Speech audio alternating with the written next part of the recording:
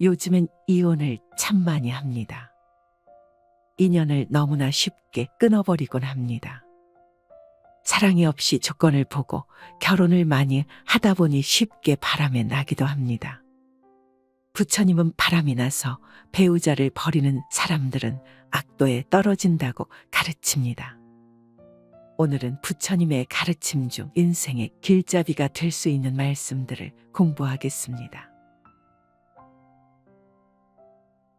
여자가 스스로 제 몸을 지키지 못하고 바람이 나서 남편을 버리고 남자가 마음이 방탕해서 아내를 버리고 다른 여인을 따르는 경우 이런 사람은 다 악도에 떨어진다. 자신의 아내와 남편을 두고 다른 여자나 남자를 따르거나 애욕에 빠진다면 이런 사람은 악도에 떨어진다. 청정이 모든 계의 가장 중요한 핵심이다. 순결과 청정을 이루면 모든 계를 어기는 것이고 모든 선의 종자를 끊어버리는 것이다. 아내와 남편이라는 인연은 그 어떤 인연보다도 특별하다. 그 둘은 오랜 전생으로부터의 특별한 인연과 목적을 가지고 사랑을 완성하기 위해 이 생에 자리 잡았다. 우주적인 측면과 붓다의 신의 서약으로서 그 둘의 사랑이 꽃 피어난 것이다. 그러한 성스러운 약속과 증명을 파기시키는 불경스러움을 어찌 행할 수 있단 말인가. 그렇기에 삿된 관계로서 청정을 잃게 되면 청정한 진리와 멀어지게 된다. 진리는 청정과 순결 앞에서 꽃 피어난다. 남편이나 아내가 제 몸 하나 스스로 지키지 못해 청정을 잃게 된다면 그것은 배우자에 대한 예의가 아니며 나아가 진리에 대한 예의가 아니다. 청정을 잃고 바람을 피우는 사람이 청정함의 가장 높은 봉우리인 진리와 수행을 어찌 입에 담을 수 있겠는가. 이러한 삿된 애욕의 과보는 악도에 떨어지고 진리와 멀어지는 분명한 결과를 가져온다. 애욕은 내 몸을 불태우며 이번 생뿐 아니라 다음 생의 삶까지 불태우고 만다. 다른 사람의 부인과 침대에 눕는 자에게는 네 가지의 대가가 돌아간다. 실패, 불안, 비난 그리고 지옥이 그것이다. 다른 사람이 내 어여쁜 누이, 동생이나 부인을 욕보인다면 내 마음이 얼마나 아플 것인가. 다른 모든 사람들도 마찬가지이다. 그러므로 수행자는 목숨을 잃는 한이 있어도 남의 여인에 대해 그릇된 생각이나 더럽혀진 마음을 일으키지 않아야 한다.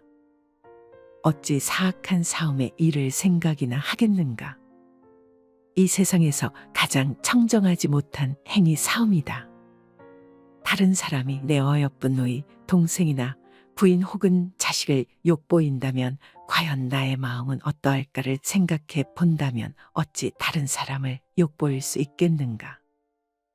내가 한 번 사움하게 되면 그것은 분명하게 과보를 맺는다. 다음 생에 내가 그대로 삿된 음행을 상대로부터 당한다거나 내 부인, 형제, 누이, 자식이 다른 이로 하여금 당하게 될 수 있는 것이다. 또한 사움을 행하면 하는 일마다 실패를 반복하게 되는 과보를 받고 항상 마음이 불안하며 번뇌의 불길에 휩싸이고 모든 사람들이 자신을 비난하며 죽은 뒤에는 반드시 지옥에 떨어져 오랜 고통을 받게 된다. 또한 청정하지 못한 사움을 행한 자는 청정한 부처님 진리의 가르침에서 점차 멀어져 간다. 진리와의 인연이 자꾸 멀어지고 삿된 생각과 삿된 사상만이 그림자처럼 맴돈다. 이 세상에서 사움만큼 청정하지 못하며 더럽고 부정한 것이 없다. 어찌 사움을 할 것인가. 수행자라면 목숨을 잃는 한이 있더라도 남의 이성에 대해 그릇된 생각이나 더럽혀진 마음을 일으켜서는 안 된다. 하물며 몸으로서 어찌 사움을 행하겠는가. 정말 중요한 것은 사랑이다. 참된 사랑에는 삿된 것이 끼어들 여지가 없다. 내 안에 사랑이 깊고 모든 존재에 대한 사랑이 충만하다면 사음을 행하거나 타인을 욕보이는 행동은 입에도 담을 수 없을 것이다. 사랑이 있으면 거기에 순결이 있고 맑음이 있으며 투명한 정신이 깃든다. 모든 남자는 나의 아버지이며 모든 여인은 나의 어머니로 알아라. 부모님은 세세생생 나를 낳아서 나로 하여금 도를 배우게 하심으로 이제 깨달음을 얻는 것은 다 부모님의 은혜이니 사람이 도를 배우고자 하면 먼저 효도로서 정진하지 않으면 안 된다. 부모를 효도로서 섬기는 데서 오는 과보는 보살이 받는 과보와 동등하다.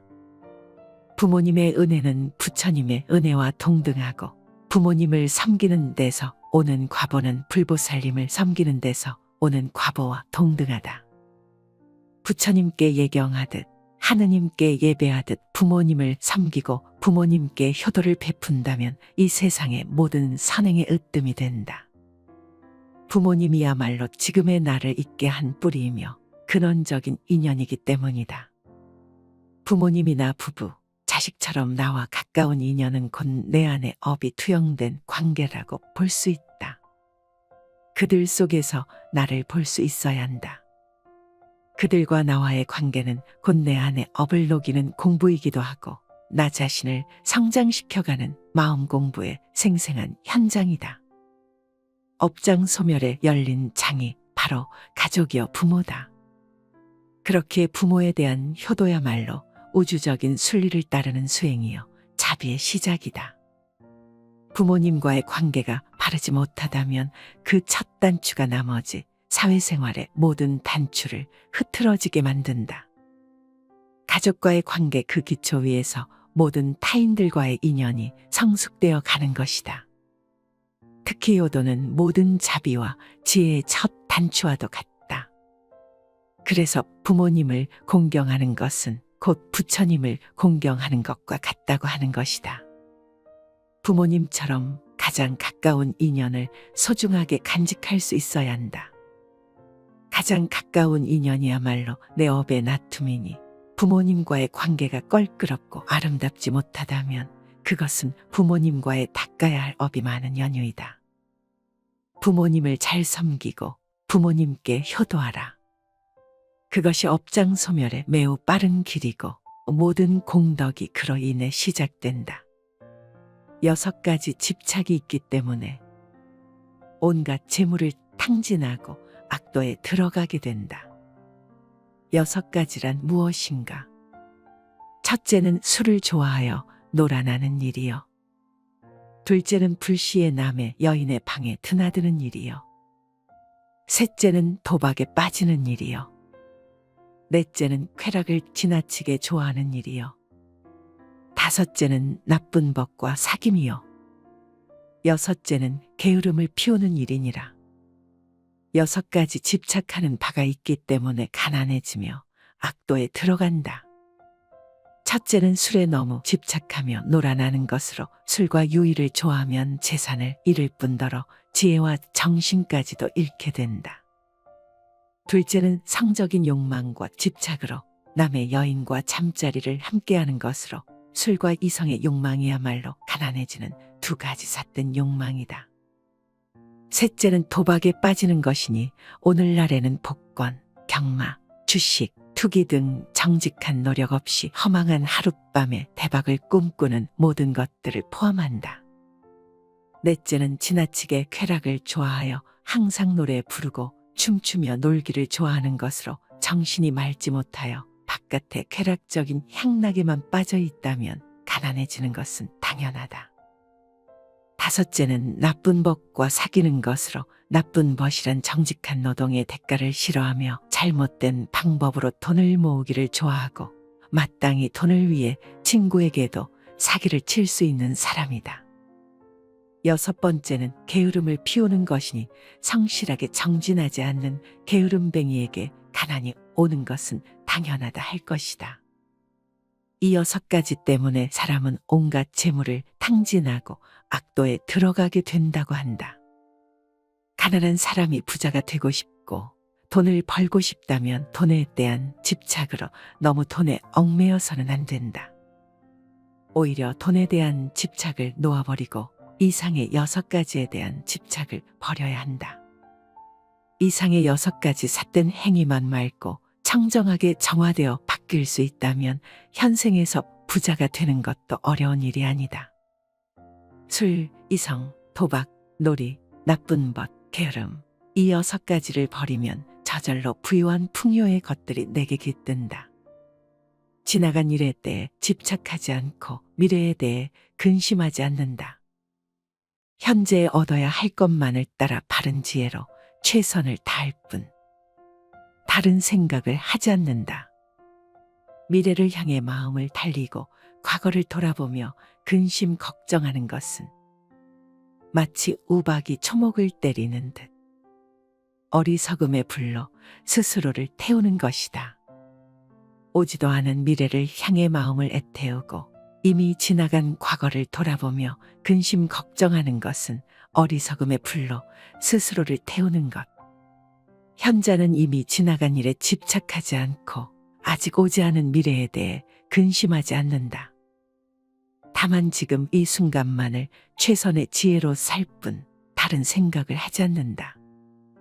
미래에 대한 준비도 하지 말고 과거의 경험과 지혜도 다 버리라는 말이 아니다. 과거와 미래에 대해 집착하는 마음을 버려야 한다는 말이다. 과거도 미래도 놓아버리고 다만 현재를 살아가는 것이 가장 미래를 잘 준비하는 것이며 지나간 과거를 아름답게 회항하는 길이다. 내일 있을 일을 왜 오늘부터 미리 고민해야 하는가? 1년 후에 있을 수능이며 몇 달 후에 있을 진급을 왜 미리부터 고민하고 걱정하느라 나의 에너지를 낭비하는가? 내 인생 황혼의 노년을 왜 지금부터 고민하는가? 짧은 노후에 쓸 자금 마련을 위해 왜 길고 긴 청춘을 다 쏟아버리는가? 어차피 인생은 불안정할 수밖에 없으며 그렇기 때문에 아름다운 것이다. 미래를 알 수 없다는 불안감, 그것으로 인해 삶은 생기 어린 것이다. 모든 것이 정해져 있고 확정적이라면 삶은 얼마나 생기를 잃고 따분할 것인가. 내일이 정해져 있지 않고 안정되지 않은 그 사실을 받아들이라. 받아들이는 순간 두려움은 사라지고 현재를 온전히 살아갈 수 있는 지혜가 열린다. 미래에 대한 고민을 버리고 내일이라는 단어는 아예 생각조차 하지 말라. 미래나 내일이라는 것은 우리가 만들어낸 이름일 뿐 실체가 없다. 오직 우리 삶에는 현재만이 있을 뿐이다. 결국 현재를 어떻게 사느냐가 내 삶의 전부를 결정짓는다. 다만 지금 이 순간 내가 할 수 있는 현재의 최선을 다하자. 그것이 미래의 온전한 준비이고 과거의 아름다운 회항이다. 부지런함은 생명의 길이요 게으름은 죽음의 길이다. 부지런한 사람은 죽지 않지만 게으른 사람은 죽은 것과 마찬가지다. 항상 힘써 게으르지 않고 스스로를 자제할 줄 아는 지혜 있는 사람은 홍수로도 밀어낼 수 없는 섬을 쌓는 것과 같다. 게으름에 빠지지 말라. 육체의 즐거움을 가까이 하지 말라. 게으르지 않고 생각이 깊은 사람만 큰 즐거움을 얻게 되리라. 부지런함을 즐기고 게으름을 두려워하는 수행자는 크고 작은 온갖 속박을 불같이 태우면서 나아간다. 부지런함은 생명의 길이요 게으름은 죽음의 길이다. 부지런한 사람은 죽지 않는 밝은 생명의 삶을 사는 사람이지만 게으른 사람은 몸은 살아있지만 생명의 몸짓은 이미 죽어있는 자다. 몸뚱이에 대한 집착이 클수록 몸을 움직이기 싫어 게으르며 육체의 쾌락만을 좇아 이리저리로 휩쓸리는 삶을 살게 된다.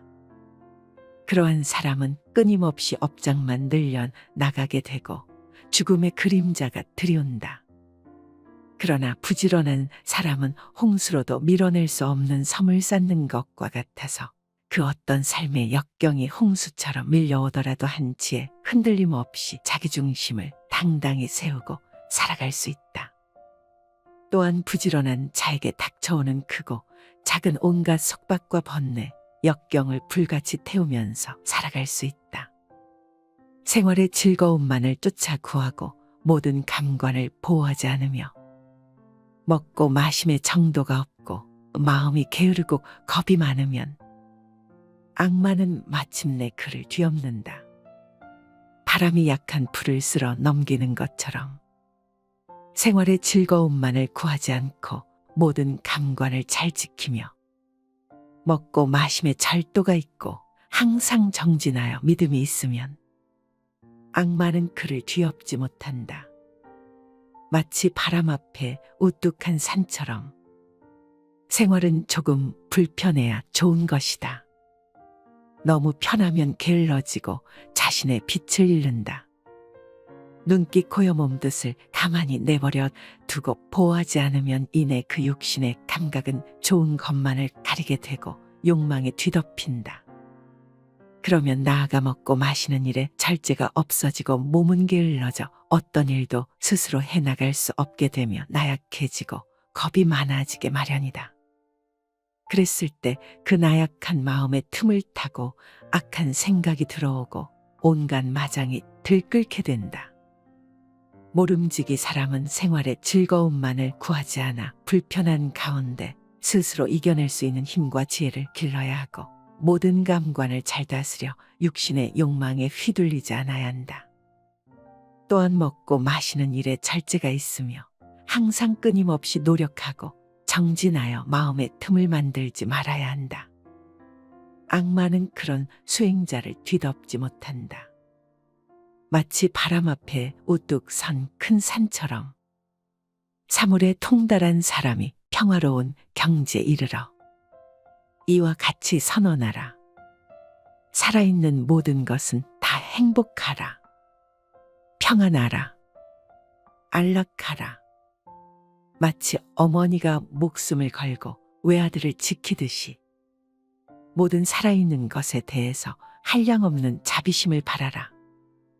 또한 온 세계에 대해서 무한한 자비를 행하라. 위로 아래로 옆으로 장애도 원한도 저기도 없는 자비를 행하라. 서 있을 때나 길을 갈 때나 앉아 있을 때나 누워서 잠들지 않는 한 언제나 이 자비심을 굳게 가지라. 자비심에도 연습이 필요하다. 무작정 자비심이 일어나지 않는 것에 화를 내거나 답답해 할 필요는 없다.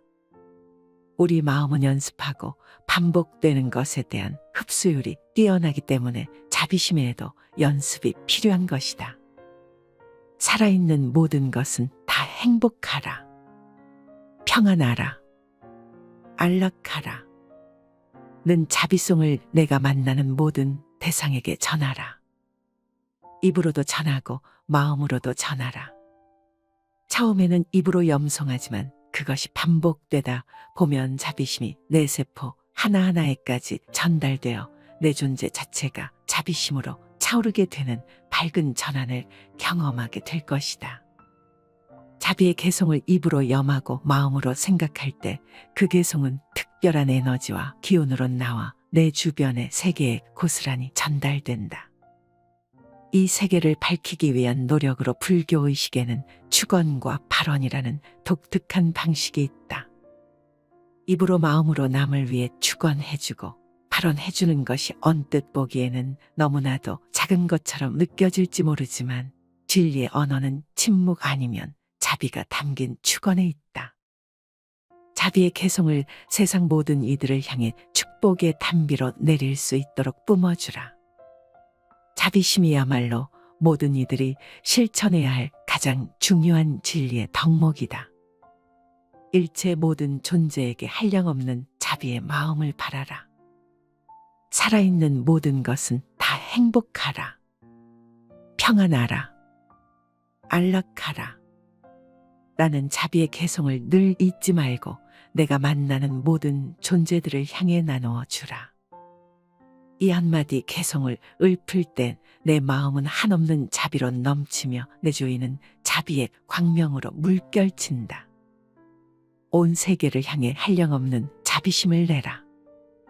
여자가 스스로 제 몸을 지키지 못하고 바람이 나서 남편을 버리고 남자가 마음이 방탕해서 아내를 버리고 다른 여인을 따르는 경우 이런 사람은 다 악도에 떨어진다.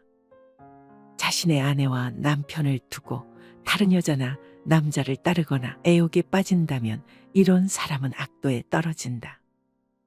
청정이 모든 계의 가장 중요한 핵심이다.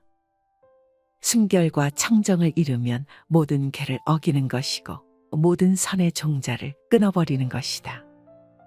아내와 남편이라는 인연은 그 어떤 인연보다도 특별하다. 그 둘은 오랜 전생으로부터의 특별한 인연과 목적을 가지고 사랑을 완성하기 위해 이 생에 자리 잡았다. 우주적인 측면과 붓다의 신의 서약으로서 그 둘의 사랑이 꽃 피어난 것이다. 그러한 성스러운 약속과 증명을 파기시키는 불경스러움을 어찌 행할 수 있단 말인가. 그렇기에 삿된 관계로서 청정을 잃게 되면 청정한 진리와 멀어지게 된다. 진리는 청정과 순결 앞에서 꽃 피어난다. 남편이나 아내가 제 몸 하나 스스로 지키지 못해 청정을 잃게 된다면 그것은 배우자에 대한 예의가 아니며 나아가 진리에 대한 예의가 아니다. 청정을 잃고 바람을 피우는 사람이 청정함의 가장 높은 봉우리인 진리와 수행을 어찌 입에 담을 수 있겠는가. 이러한 삿된 애욕의 과보는 악도에 떨어지고 진리와 멀어지는 분명한 결과를 가져온다. 애욕은 내 몸을 불태우며 이번 생뿐 아니라 다음 생의 삶까지 불태우고 만다. 다른 사람의 부인과 침대에 눕는 자에게는 네 가지의 대가가 돌아간다. 실패, 불안, 비난 그리고 지옥이 그것이다. 다른 사람이 내 어여쁜 누이, 동생이나 부인을 욕보인다면 내 마음이 얼마나 아플 것인가. 다른 모든 사람들도 마찬가지이다. 그러므로 수행자는 목숨을 잃는 한이 있어도 남의 여인에 대해 그릇된 생각이나 더럽혀진 마음을 일으키지 않아야 한다. 어찌 사악한 사움에 이를 생각이나 하겠는가. 이 세상에서 가장 청정하지 못한 행위 사움이다. 다른 사람이 내 어여쁜 누이, 동생이나 부인 혹은 자식을 욕보인다면 과연 나의 마음은 어떠할까를 생각해 본다면 어찌 다른 사람을 욕보일 수 있겠는가. 내가 한 번 사움하게 되면 그것은 분명하게 과보를 맺는다. 다음 생에 내가 그대로 삿된 음행을 상대로부터 당한다거나 내 부인, 형제, 누이, 자식이 다른 이로 하여금 당하게 될 수 있는 것이다. 또한 사움을 행하면 하는 일마다 실패를 반복하게 되는 과보를 받고 항상 마음이 불안하며 번뇌의 불길에 휩싸이고 모든 사람들이 자신을 비난하며 죽은 뒤에는 반드시 지옥에 떨어져 오랜 고통을 받게 된다. 또한 청정하지 못한 사움을 행한 자는 청정한 부처님 진리의 가르침에서 점차 멀어져 간다. 진리와의 인연이 자꾸 멀어지고 삿된 생각과 삿된 사상만이 그림자처럼 맴돈다. 이 세상에서 사움만큼 청정하지 못하며 더럽고 부정한 것이 없다. 어찌 사움을 할 것인가? 수행자라면 목숨을 잃는 한이 있더라도 남의 이성에 대해 그릇된 생각이나 더럽혀진 마음을 일으켜서는 안 된다. 하물며 몸으로서 어찌 사움을 행하겠는가? 정말 중요한 것은 사랑이다. 참된 사랑에는 삿된 것이 끼어들 여지가 없다. 내 안에 사랑이 깊고 모든 존재에 대한 사랑이 충만하다면 사움을 행하거나 타인을 욕보이는 행동은 입에도 담을 수 없을 것이다. 사랑이 있으면 거기에 순결이 있고 맑음이 있으며 투명한 정신이 깃든다. 모든 남자는 나의 아버지이며 모든 여인은 나의 어머니로 알아라. 부모님은 세세생생 나를 낳아서 나로 하여금 도를 배우게 하심으로 이제 깨달음을 얻는 것은 다 부모님의 은혜이니 사람이 도를 배우고자 하면 먼저 효도로서 정진하지 않으면 안 된다. 부모를 효도로서 섬기는 데서 오는 과보는 보살이 받는 과보와 동등하다. 부모님의 은혜는 부처님의 은혜와 동등하고 부모님을 섬기는 데서 오는 과보는 불보살님을 섬기는 데서 오는 과보와 동등하다. 부처님께 예경하듯 하느님께 예배하듯 부모님을 섬기고 부모님께 효도를 베푼다면 이 세상의 모든 선행의 으뜸이 된다. 부모님이야말로 지금의 나를 있게 한 뿌리이며 근원적인 인연이기 때문이다. 부모님이나 부부, 자식처럼 나와 가까운 인연은 곧 내 안에 업이 투영된 관계라고 볼 수 있다. 그들 속에서 나를 볼 수 있어야 한다. 그들과 나와의 관계는 곧 내 안에 업을 녹이는 공부이기도 하고 나 자신을 성장시켜가는 마음 공부의 생생한 현장이다. 업장 소멸에 열린 장이 바로 가족이여 부모다. 그렇게 부모에 대한 효도야말로 우주적인 순리를 따르는 수행이요 자비의 시작이다. 부모님과의 관계가 바르지 못하다면 그 첫 단추가 나머지 사회생활의 모든 단추를 흐트러지게 만든다. 가족과의 관계 그 기초 위에서 모든 타인들과의 인연이 성숙되어 가는 것이다. 특히 효도는 모든 자비와 지혜의 첫 단추와도 같다. 그래서 부모님을 공경하는 것은 곧 부처님을 공경하는 것과 같다고 하는 것이다. 부모님처럼 가장 가까운 인연을 소중하게 간직할 수 있어야 한다. 가장 가까운 인연이야말로 내 업의 나툼이니 부모님과의 관계가 껄끄럽고 아름답지 못하다면 그것은 부모님과의 닦아야 할 업이 많은 연유이다. 부모님을 잘 섬기고 부모님께 효도하라. 그것이 업장 소멸의 매우 빠른 길이고 모든 공덕이 그로 인해 시작된다. 6가지 집착이 있기 때문에 온갖 재물을 탕진하고 악도에 들어가게 된다. 6가지란 무엇인가? 첫째는 술을 좋아하여 놀아나는 일이요. 둘째는 불시에 남의 여인의 방에 드나드는 일이요. 셋째는 도박에 빠지는 일이요.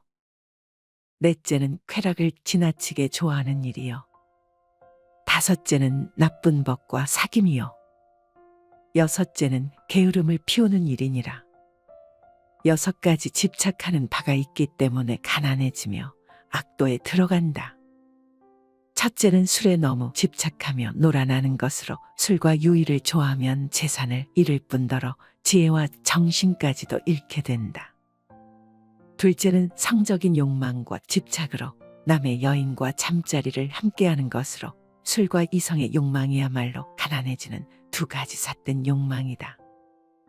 셋째는 도박에 빠지는 것이니 오늘날에는 복권, 경마, 주식, 투기 등 정직한 노력 없이 허망한 하룻밤에 대박을 꿈꾸는 모든 것들을 포함한다.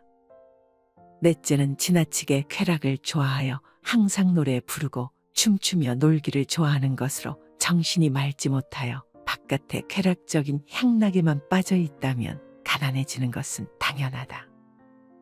다섯째는 나쁜 법과 사귀는 것으로 나쁜 벗이란 정직한 노동의 대가를 싫어하며 잘못된 방법으로 돈을 모으기를 좋아하고 마땅히 돈을 위해 친구에게도 사기를 칠 수 있는 사람이다. 6번째는 게으름을 피우는 것이니 성실하게 정진하지 않는 게으름뱅이에게 가난이 오는 것은 당연하다 할 것이다. 이 6가지 때문에 사람은 온갖 재물을 탕진하고 악도에 들어가게 된다고 한다. 가난한 사람이 부자가 되고 싶고 돈을 벌고 싶다면 돈에 대한 집착으로 너무 돈에 얽매여서는 안 된다. 오히려 돈에 대한 집착을 놓아버리고 이상의 6가지에 대한 집착을 버려야 한다. 이상의 6가지 삿된 행위만 맑고 청정하게 정화되어 바뀌는 바뀔 수 있다면 현생에서 부자가 되는 것도 어려운 일이 아니다. 술, 이성, 도박, 놀이, 나쁜 벗, 게으름, 이 6가지를 버리면 저절로 부유한 풍요의 것들이 내게 깃든다. 지나간 일에 대해 집착하지 않고 미래에 대해 근심하지 않는다. 현재에 얻어야 할 것만을 따라 바른 지혜로 최선을 다할 뿐 다른 생각을 하지 않는다. 미래를 향해 마음을 달리고 과거를 돌아보며 근심 걱정하는 것은 마치 우박이 초목을 때리는 듯 어리석음의 불로 스스로를 태우는 것이다. 오지도 않은 미래를 향해 마음을 애태우고 이미 지나간 과거를 돌아보며 근심 걱정하는 것은 어리석음의 불로 스스로를 태우는 것. 현자는 이미 지나간 일에 집착하지 않고 아직 오지 않은 미래에 대해 근심하지 않는다. 다만 지금 이 순간만을 최선의 지혜로 살 뿐 다른 생각을 하지 않는다. 미래에 대한 준비도 하지 말고 과거의 경험과 지혜도 다 버리라는 말이 아니다. 과거와 미래에 대해 집착하는 마음을 버려야 한다는 말이다. 과거도 미래도 놓아버리고 다만 현재를 살아가는 것이 가장 미래를 잘 준비하는 것이며 지나간 과거를 아름답게 회항하는 길이다. 내일 있을 일을 왜 오늘부터 미리 고민해야 하는가? 1년 후에 있을 수능이며 몇 달 후에 있을 진급을 왜 미리부터 고민하고 걱정하느라 나의 에너지를 낭비하는가? 내 인생 황혼의 노년을 왜 지금부터 고민하는가? 짧은 노후에 쓸 자금 마련을 위해 왜 길고 긴 청춘을 다 쏟아버리는가? 어차피 인생은 불안정할 수밖에 없으며 그렇기 때문에 아름다운 것이다. 미래를 알 수 없다는 불안감, 그것으로 인해 삶은 생기 어린 것이다.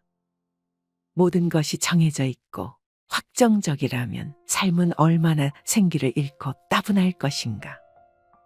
내일이 정해져 있지 않고 안정되지 않은 그 사실을 받아들이라. 받아들이는 순간 두려움은 사라지고 현재를 온전히 살아갈 수 있는 지혜가 열린다. 미래에 대한 고민을 버리고 내일이라는 단어는 아예 생각조차 하지 말라. 미래나 내일이라는 것은 우리가 만들어낸 이름일 뿐 실체가 없다. 오직 우리 삶에는 현재만이 있을 뿐이다. 결국 현재를 어떻게 사느냐가 내 삶의 전부를 결정짓는다. 다만 지금 이 순간 내가 할 수 있는 현재의 최선을 다하자. 그것이 미래의 온전한 준비이고 과거의 아름다운 회항이다. 부지런함은 생명의 길이요 게으름은 죽음의 길이다. 부지런한 사람은 죽지 않지만 게으른 사람은 죽은 것과 마찬가지다. 항상 힘써 게으르지 않고 스스로를 자제할 줄 아는 지혜 있는 사람은 홍수로도 밀어낼 수 없는 섬을 쌓는 것과 같다. 게으름에 빠지지 말라. 육체의 즐거움을 가까이 하지 말라. 게으르지 않고 생각이 깊은 사람만 큰 즐거움을 얻게 되리라. 부지런함을 즐기고 게으름을 두려워하는 수행자는 크고 작은 온갖 속박을 불같이 태우면서 나아간다. 부지런함은 생명의 길이요 게으름은 죽음의 길이다.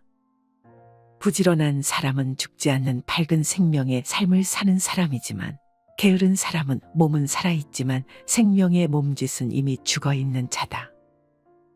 몸뚱이에 대한 집착이 클수록 몸을 움직이기 싫어 게으르며 육체의 쾌락만을 쫓아 이리저리로 휩쓸리는 삶을 살게 된다. 그러한 사람은 끊임없이 업장만 늘려 나가게 되고 죽음의 그림자가 들이온다. 그러나 부지런한 사람은 홍수로도 밀어낼 수 없는 섬을 쌓는 것과 같아서 그 어떤 삶의 역경이 홍수처럼 밀려오더라도 한치의 흔들림 없이 자기 중심을 당당히 세우고 살아갈 수 있다. 또한 부지런한 자에게 닥쳐오는 크고 작은 온갖 속박과 번뇌, 역경을 불같이 태우면서 살아갈 수 있다. 생활의 즐거움만을 쫓아 구하고 모든 감관을 보호하지 않으며 먹고 마심의 정도가 없고 마음이 게으르고 겁이 많으면 악마는 마침내 그를 뒤엎는다. 바람이 약한 풀을 쓸어 넘기는 것처럼 생활의 즐거움만을 구하지 않고 모든 감관을 잘 지키며 먹고 마심에 절도가 있고 항상 정진하여 믿음이 있으면 악마는 그를 뒤엎지 못한다. 마치 바람 앞에 우뚝한 산처럼 생활은 조금 불편해야 좋은 것이다. 너무 편하면 게을러지고 자신의 빛을 잃는다. 눈기 코여 몸뜻을 가만히 내버려 두고 보호하지 않으면 이내 그 육신의 감각은 좋은 것만을 가리게 되고 욕망에 뒤덮인다. 그러면 나아가 먹고 마시는 일에 절제가 없어지고 몸은 게을러져 어떤 일도 스스로 해나갈 수 없게 되며 나약해지고 겁이 많아지게 마련이다. 그랬을 때 그 나약한 마음의 틈을 타고 악한 생각이 들어오고 온갖 마장이 들끓게 된다. 모름지기 사람은 생활의 즐거움만을 구하지 않아 불편한 가운데 스스로 이겨낼 수 있는 힘과 지혜를 길러야 하고 모든 감관을 잘 다스려 육신의 욕망에 휘둘리지 않아야 한다. 또한 먹고 마시는 일에 절제가 있으며 항상 끊임없이 노력하고 정진하여 마음의 틈을 만들지 말아야 한다. 악마는 그런 수행자를 뒤덮지 못한다. 마치 바람 앞에 우뚝 선 큰 산처럼 사물에 통달한 사람이 평화로운 경지에 이르러 이와 같이 선언하라. 살아있는 모든 것은 다 행복하라. 평안하라. 안락하라. 마치 어머니가 목숨을 걸고 외아들을 지키듯이 모든 살아있는 것에 대해서 한량없는 자비심을 바라라. 또한 온 세계에 대해서 무한한 자비를 행하라. 위로 아래로 옆으로 장애도 원한도 저기도 없는 자비를 행하라. 서 있을 때나 길을 갈 때나 앉아 있을 때나 누워서 잠들지 않는 한 언제나 이 자비심을 굳게 가지라. 자비심에도 연습이 필요하다. 무작정 자비심이 일어나지 않는 것에 화를 내거나 답답해 할 필요는 없다. 우리 마음은 연습하고 반복되는 것에 대한 흡수율이 뛰어나기 때문에 자비심에도 연습이 필요한 것이다. 살아있는 모든 것은 다 행복하라. 평안하라. 안락하라. 는 자비송을 내가 만나는 모든 대상에게 전하라. 입으로도 전하고 마음으로도 전하라. 처음에는 입으로 염송하지만 그것이 반복되다 보면 자비심이 내 세포 하나하나에까지 전달되어 내 존재 자체가 자비심으로 차오르게 되는 밝은 전환을 경험하게 될 것이다. 자비의 개성을 입으로 염하고 마음으로 생각할 때 그 개성은 특별한 에너지와 기운으로 나와 내 주변의 세계에 고스란히 전달된다. 이 세계를 밝히기 위한 노력으로 불교의식에는 축언과 발언이라는 독특한 방식이 있다. 입으로 마음으로 남을 위해 축언해주고 발언해주는 것이 언뜻 보기에는 너무나도 작은 것처럼 느껴질지 모르지만 진리의 언어는 침묵 아니면 자비가 담긴 축언에 있다. 자비의 개성을 세상 모든 이들을 향해 축복의 단비로 내릴 수 있도록 뿜어주라. 자비심이야말로 모든 이들이 실천해야 할 가장 중요한 진리의 덕목이다. 일체 모든 존재에게 한량없는 자비의 마음을 바라라. 살아있는 모든 것은 다 행복하라. 평안하라. 안락하라. 나는 자비의 개성을 늘 잊지 말고 내가 만나는 모든 존재들을 향해 나누어 주라. 이 한마디 개성을 읊을 땐 내 마음은 한없는 자비로 넘치며 내 주인은 자비의 광명으로 물결친다. 온 세계를 향해 한량없는 자비심을 내라.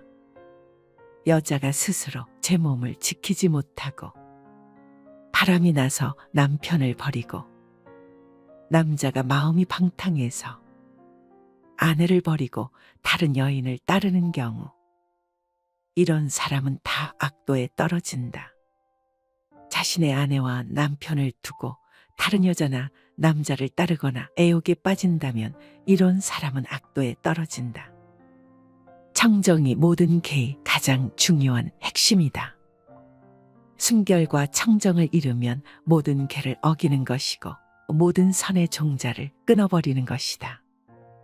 아내와 남편이라는 인연은 그 어떤 인연보다도 특별하다. 그 둘은 오랜 전생으로부터의 특별한 인연과 목적을 가지고 사랑을 완성하기 위해 이 생에 자리 잡았다.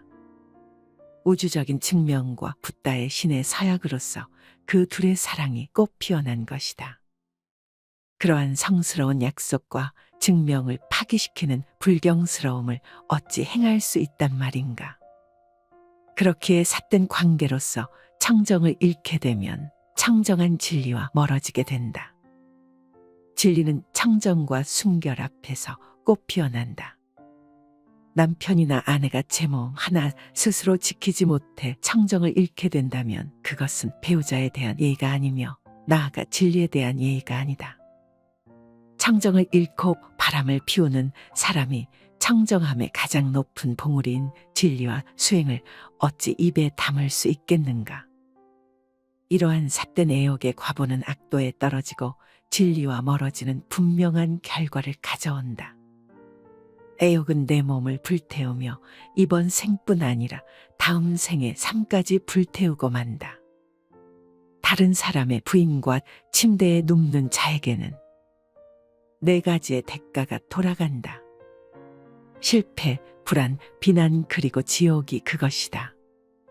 다른 사람이 내 어여쁜 누이, 동생이나 부인을 욕보인다면 내 마음이 얼마나 아플 것인가.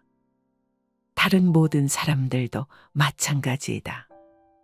그러므로 수행자는 목숨을 잃는 한이 있어도 남의 여인에 대해 그릇된 생각이나 더럽혀진 마음을 일으키지 않아야 한다. 어찌 사악한 사움에 이를 생각이나 하겠는가. 이 세상에서 가장 청정하지 못한 행위 사움이다. 다른 사람이 내 어여쁜 누이, 동생이나 부인 혹은 자식을 욕보인다면 과연 나의 마음은 어떠할까를 생각해 본다면 어찌 다른 사람을 욕보일 수 있겠는가. 내가 한 번 사움하게 되면 그것은 분명하게 과보를 맺는다. 다음 생에 내가 그대로 삿된 음행을 상대로부터 당한다거나 내 부인, 형제, 누이, 자식이 다른 이로 하여금 당하게 될 수 있는 것이다. 또한 사움을 행하면 하는 일마다 실패를 반복하게 되는 과보를 받고 항상 마음이 불안하며 번뇌의 불길에 휩싸이고 모든 사람들이 자신을 비난하며 죽은 뒤에는 반드시 지옥에 떨어져 오랜 고통을 받게 된다.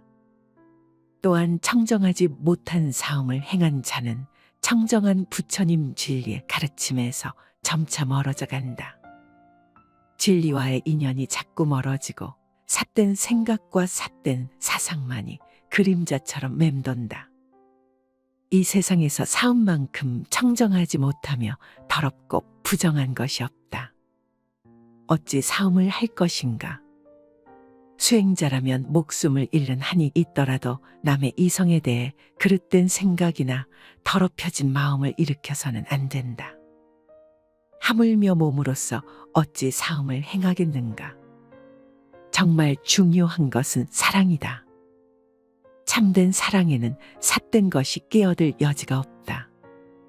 내 안에 사랑이 깊고 모든 존재에 대한 사랑이 충만하다면 사움을 행하거나 타인을 욕보이는 행동은 입에도 담을 수 없을 것이다.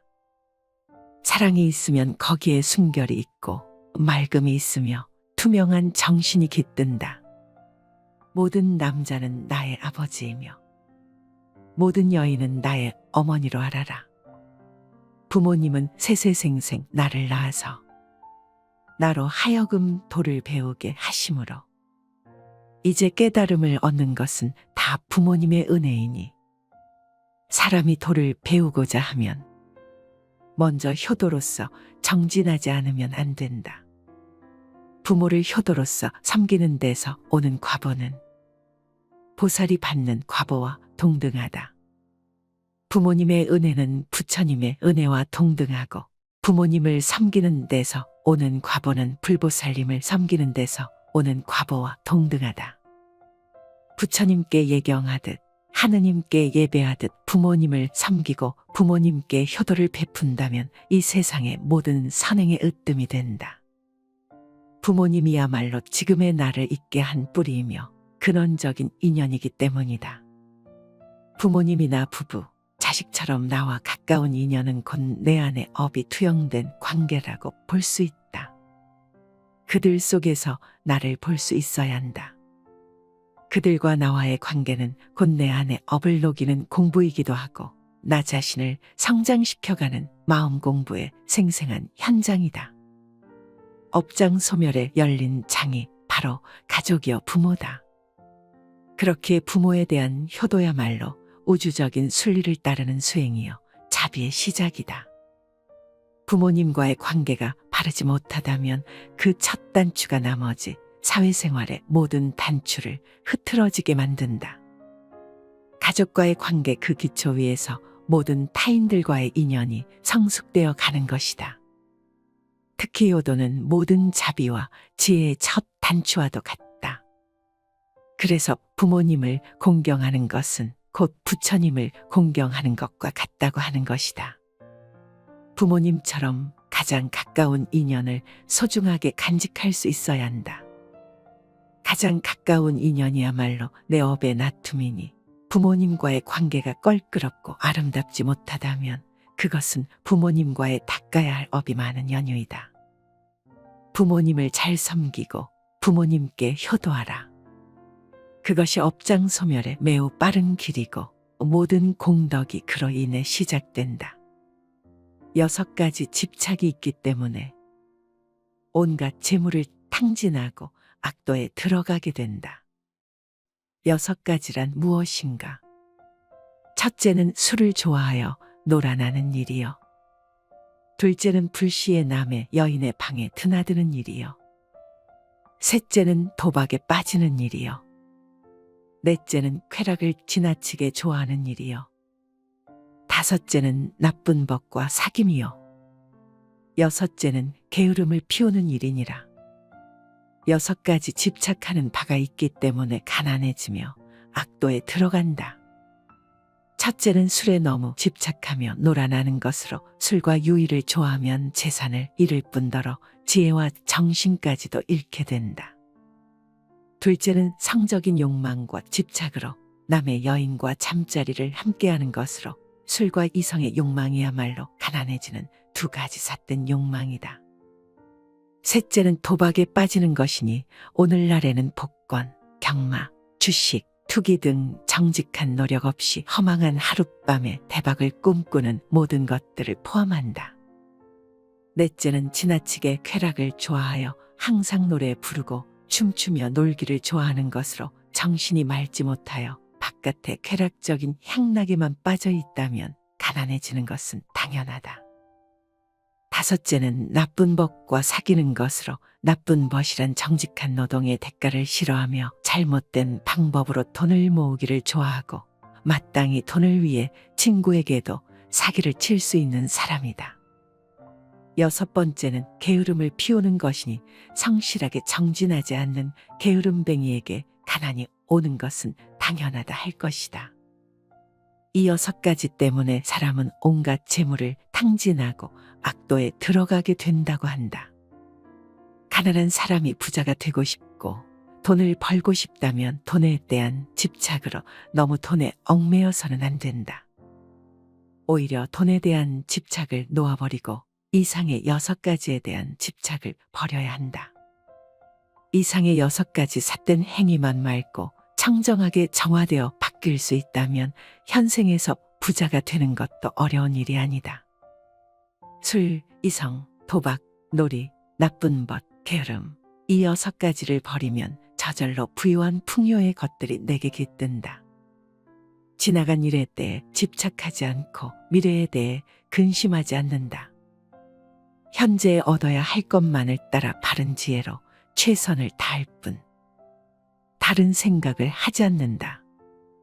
미래를 향해 마음을 달리고 과거를 돌아보며 근심 걱정하는 것은 마치 우박이 초목을 때리는 듯 어리석음의 불로 스스로를 태우는 것이다.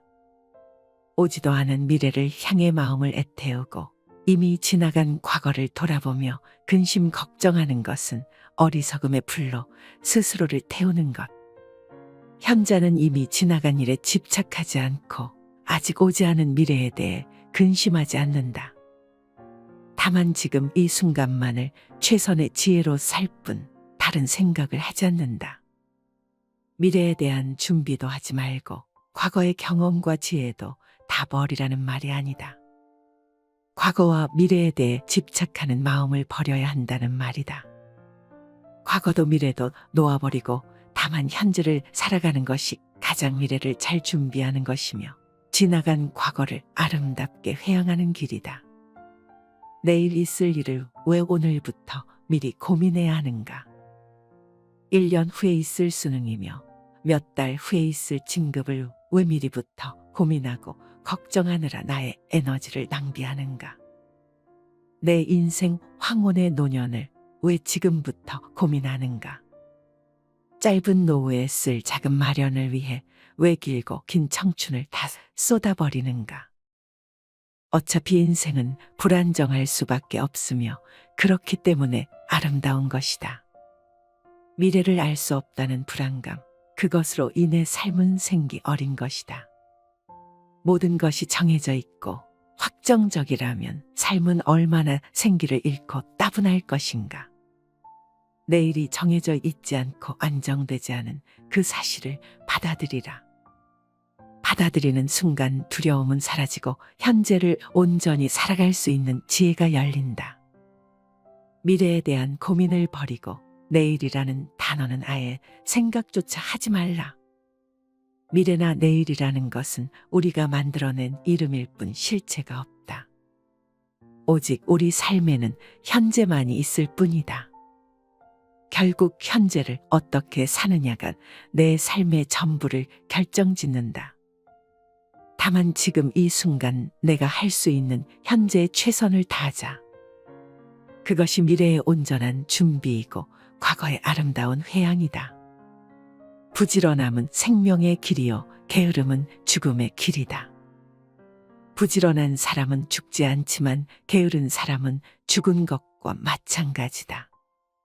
항상 힘써 게으르지 않고 스스로를 자제할 줄 아는 지혜 있는 사람은 홍수로도 밀어낼 수 없는 섬을 쌓는 것과 같다. 게으름에 빠지지 말라. 육체의 즐거움을 가까이 하지 말라.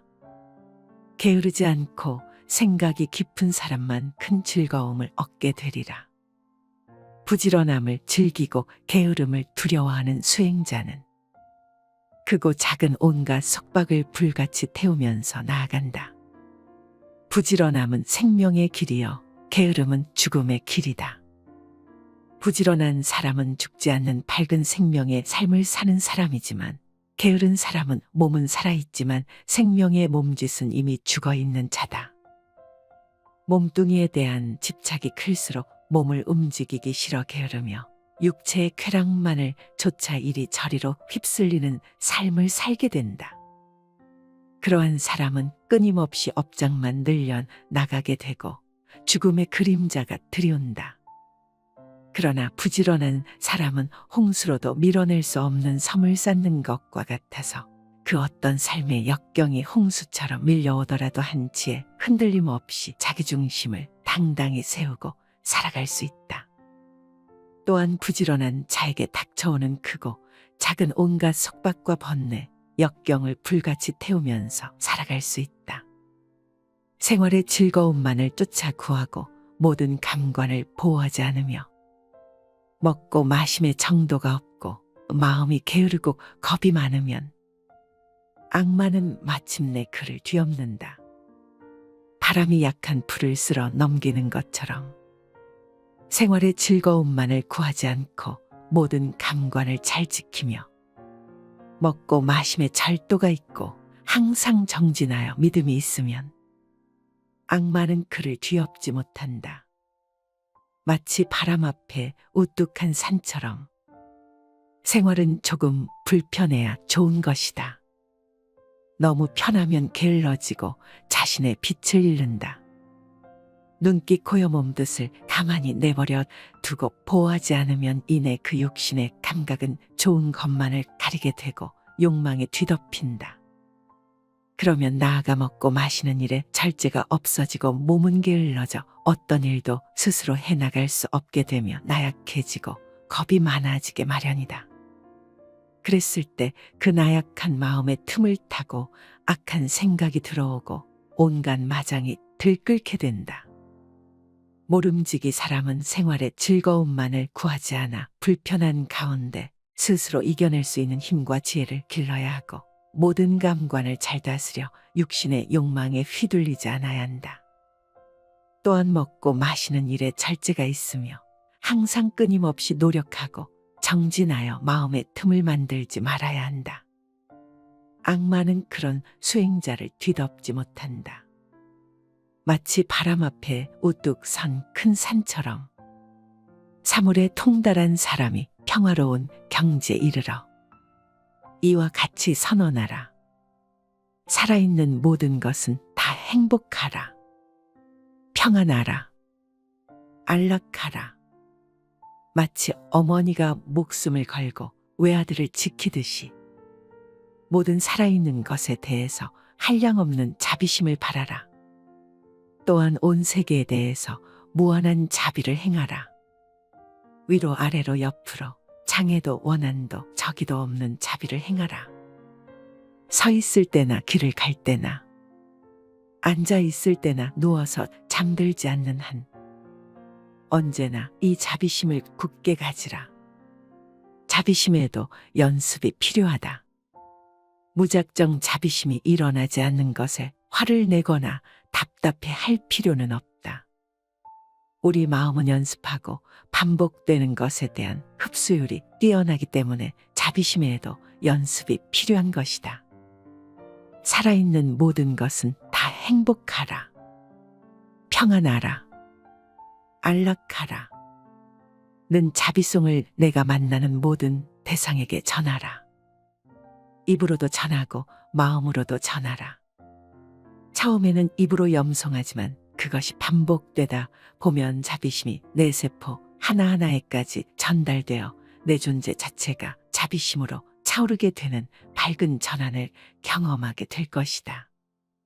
자비의 개송을 입으로 염하고 마음으로 생각할 때 그 개송은 특별한 에너지와 기운으로 나와 내 주변의 세계에 고스란히 전달된다. 이 세계를 밝히기 위한 노력으로 불교의식에는 축언과 발언이라는 독특한 방식이 있다. 입으로 마음으로 남을 위해 축언해주고 발언해주는 것이 언뜻 보기에는 너무나도 작은 것처럼 느껴질지 모르지만 진리의 언어는 침묵 아니면 자비가 담긴 축언에 있다. 자비의 개송을 세상 모든 이들을 향해 축복의 단비로 내릴 수 있도록 뿜어주라. 자비심이야말로 모든 이들이 실천해야 할 가장 중요한 진리의 덕목이다. 일체 모든 존재에게 한량없는 자비의 마음을 바라라. 살아있는 모든 것은 다 행복하라. 평안하라. 안락하라. 나는 자비의 개송을 늘 잊지 말고 내가 만나는 모든 존재들을 향해 나누어 주라. 이 한마디 개송을 읊을 때 내 마음은 한없는 자비로 넘치며 내 주위는 자비의 광명으로 물결친다. 온 세계를 향해 한량없는 자비심을 내라.